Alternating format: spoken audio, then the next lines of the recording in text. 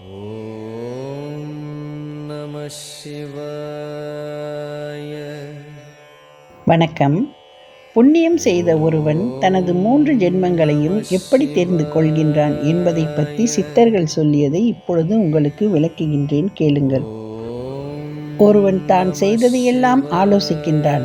குழந்தையாய் பிறந்தது முதல் 12 வருஷங்கள் வரையில் செய்து வரும் புண்ணிய பாவங்களை எல்லாம் அவர்களை பற்றாதென்றும், 13வது வருஷம் முதல் செய்து வரும் புண்ணிய பாவங்கள் எல்லாம் அவர்களை பற்றும் என்றும் அந்த காலத்தில் பெரியோர்கள் சொல்லியிருப்பதை கேட்டிருப்பீர்கள். ஆதலால் ஒருவன் முன் ஜென்மத்தில் எப்படி இருந்தான், இந்த ஜென்மத்தில் எப்படி இருக்கப் போகிறான், இனி வரப்போகும் ஜென்மத்தில் எப்படிப்பட்டவனாய் போய் பிறப்பான் என்று தெரிந்து கொள்ள வேண்டும். அவன் முன் ஜென்மத்தில் பாவம் செய்யாமல் ஏதோ சொல்ப புண்ணியம் செய்திருப்பதால் அந்த புண்ணிய விசேஷத்தினால் இந்த ஜென்மத்தில் சொல்பமாய் தனம் இருக்கப்பட்டவர்களின் வீட்டில் போய் பிறந்து யாதொரு கஷ்ட ஜீவனமும் இல்லாமல் மிகவும் சுகஜீவியாய் இருக்கின்றான். முன் ஜென்மத்தில் அவன் புண்ணியம் செய்யாமல் இருந்திருந்தால் இந்த வீட்டில் பிறக்காமல் எந்த ஏழைகளின் வீட்டிலோ அல்லது கூலி வேலை செய்யப்பட்டவர்களின் வீட்டிலோ போய் பிறந்து அன்னாபானதிகளுக்கு மிகவும் கஷ்டப்பட்டு கொண்டிருந்திருப்பான். பூர்வ ஜென்மத்தில் அவன் இன்னும் விசேஷமாய் புண்ணியம் செய்திருப்பானாகில் அவர்களை விட இன்னும் அதிக தனவந்தர்களாய் இருக்கப்பட்டவர்களின் வீட்டில் போய் பிறந்து இதைவிட இன்னும் அதிக சுகத்தில் இருந்திருப்பான். அவன் பூர்வ ஜென்மத்தில் சொல்ப புண்ணியம் செய்திருந்தபடியால் சொல்ப ஆஸ்தி உடையவர்களின் வீட்டில் வந்து பிறந்தான். இதனால் என்ன ஏற்படுகிறது என்றால், அவன் பூர்வ ஜென்மத்தில் சொல்ப புண்ணியம் செய்தவனாய் இருந்திருக்கின்றான். அவனை விட புண்ணியம் குறைவாய் செய்தவர்கள் அவனை விட செல்வமுடையவர்களின் வீட்டில் பிறவாமல் அவனிலும் சொல்பமாயிருக்கும் தனவந்தவர்களின் வீட்டில் பிறந்து அவனளவு சுகம் அனுபவிக்காமல் அவனிலும் குறைவாய் சுகம் அனுபவிப்பார்கள். ஆதலால் அவர்களை விட இவனே விசேஷமானவன் என்று அவன் புத்திக்கு நன்றாய் தோன்றுகிறது. அவன் பூர்வ ஜென்மத்தில் பாவம் செய்திருந்தால் இவ்வீட்டில் பிறவாமல் மிகவும் ஏழைகளின் வீட்டில் பிறந்திருப்பான். இது அவனுக்கு நன்றாய் தெரிய வருகிறது. அவனுக்கு இப்பொழுது வயது 70 ஆகிறது. அவன் குழந்தை முதல் 12 வருஷங்கள் வரையில் செய்து வந்த கர்மக்களை எல்லாம் யோசித்து பார்த்தால் கனவு கண்டது போல் சிலது ஞாபகம் இருந்தும் சிலது ஞாபகம் இல்லாமலும் இருக்கின்றன. அவன் 13ஆம் வயது முதல் 70 வருஷங்கள் வரையில் அவன் செய்து வந்த காரியங்களை எல்லாம் ஆழ்ந்து யோசிப்பதனால் அவனுக்கு நன்றாய் தெரிய வருகிறது.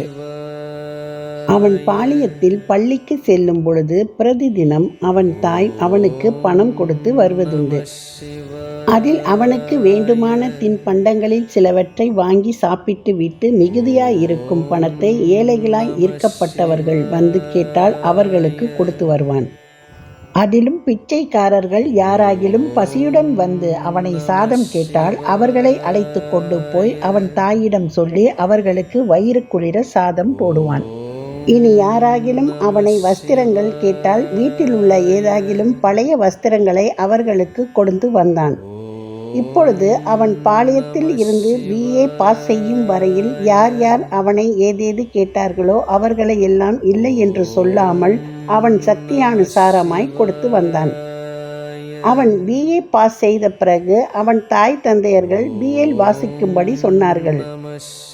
இப்படி BL வாசித்தால் வக்கீல் வேலைக்கல்லவா போக வேண்டும். வக்கீல் வேலை மிகவும் பாவமான தொழில். எப்படி என்றால், அவன் கேசுகளை ஜெயிக்க வேண்டும் என்று எண்ணி கேசுக்கு அனுகூலமான பொய் வார்த்தைகளை சொல்லும்படி சாட்சிகளுக்கு கற்றுக் கொடுத்து அப்பொய்கள் சாட்சியால் கேஸை ஜெயிக்க வேண்டும்.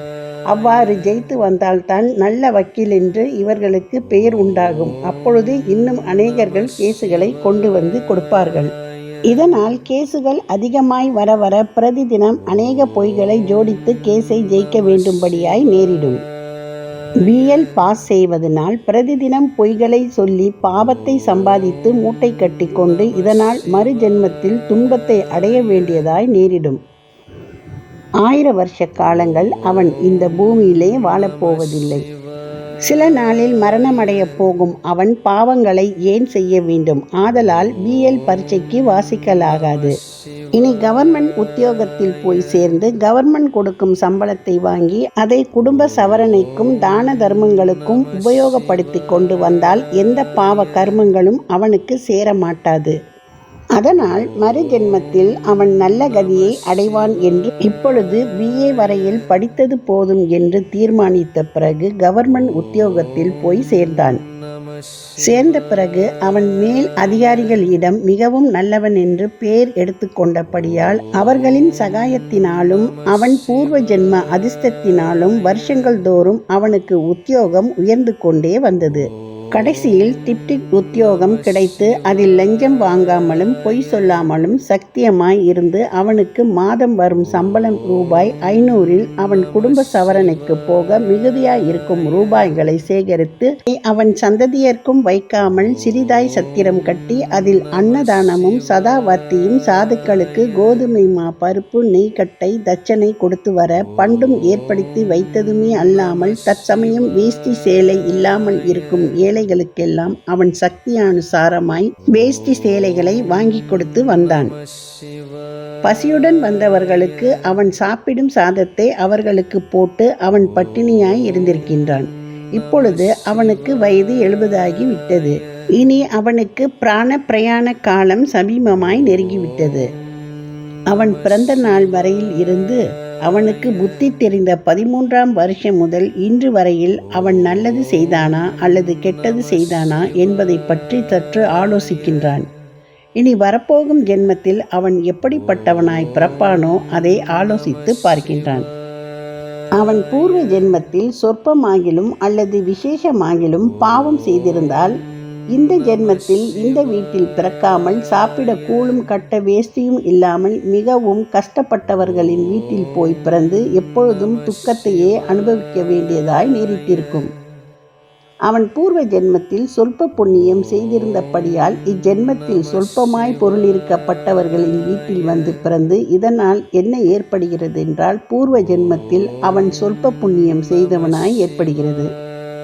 அவன் புத்தியினால் புண்ணியத்தை மாத்திரம் தெரிந்து கொண்டானே ஒழிய அவன் பூர்வ ஜென்மத்தில் எந்த மதத்தில் யார் வீட்டில் பிறந்திருக்கின்றான் என்று தெரிந்து கொள்ள அவனுக்கு சக்தி இல்லை.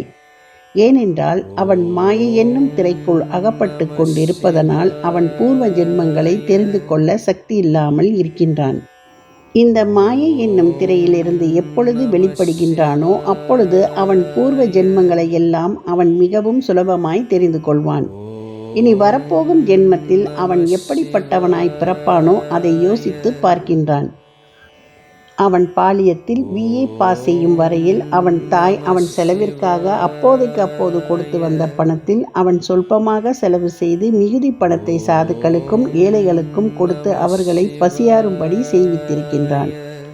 பிறகு கவர்மெண்ட் உத்தியோகத்தில் இருந்து வரும் சம்பளத்தில் வீட்டு செலவுகள் போக மிகுதி தொகையை சேகரித்து சத்திரம் கட்டி அந்த சத்திரத்தில் அன்னதானமும் சதாவர்த்தியும் செய்து வருவதுமே அல்லாமல் ஏழைகளுக்கு வேஷ்டி சேலைகளையும் வாங்கி தான தர்மங்கள் கொடுத்து வந்தான். அன்றியும் பசியுடன் வந்தவர்களை பசியாறும்படி செய்வித்தான்.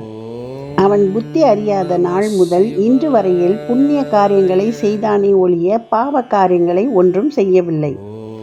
அவன் பாலியத்திலிருந்து இன்று வரையில் ஏதாகிலும் பாவ கர்மங்களை செய்தானாவென்று 2 தினங்களாய் எவ்வளவு யோசித்து பார்த்த போதிலும் 13 வயது முதல் 70 வயது வரையில் ஒரு பாவ கர்மமும் அவன் செய்ததாக காணப்படவில்லை.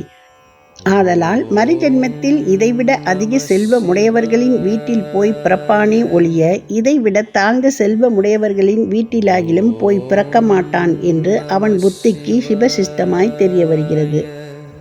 அவன் பூர்வ ஜென்மத்தில் சொல்ப புண்ணியம் செய்திருந்தபடியால் அந்த புண்ணியத்திற்கு தக்கபடி இந்த ஜென்மத்தில் சொல்பமாய் தனம் ஈர்க்கப்பட்டவர்களின் வீட்டில் போய் பிறந்தான். இந்த ஜென்மத்தில் அவன் மனைவி மக்களுக்கும் ஆஸ்தி சேகரித்து வைக்காமல் அவன் சம்பாதித்த பொருள்களை எல்லாம் தர்ம காரியத்திற்கே உபயோகப்படுத்தி விட்டான். அவன் செய்த இவ்வாறான தர்ம காரியத்தினால் முன் ஜென்மத்தில் செய்த புண்ணியத்தை விட இந்த ஜென்மத்தில் அவனுக்கு விசேஷ புண்ணியம் உண்டாகி இருக்கலாம் என்று அவன் புத்திக்கு மிகவும் நன்றாய் தோன்றுகிறது.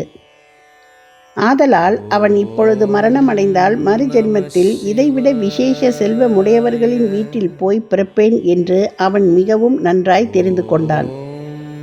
இதுபோல் ஒவ்வொரு ஸ்திரீ புருஷர்களும் அவரவர் இப்போது இருக்கும் ஸ்திதியை அறிந்து முன் ஜென்மத்தில் புண்ணிய விசேஷத்தினால் இந்த ஜென்மத்தில் செய்த புண்ணிய விசேஷத்தினாலும் மறு ஜென்மத்தில் இப்பேற்பட்ட திதிக்கு போவோம் என்று உங்கள் 3 ஜென்மங்களையும் சிபேஷ்டமாய் தெரிந்து கொள்ளுங்கள். இப்பொழுது புண்ணியம் செய்தவனுடைய விஷயத்தை பற்றி சொன்னேன்.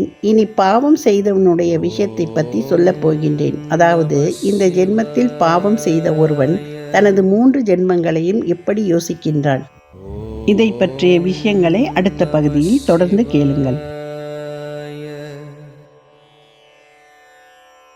ஓம் நம சிவாய.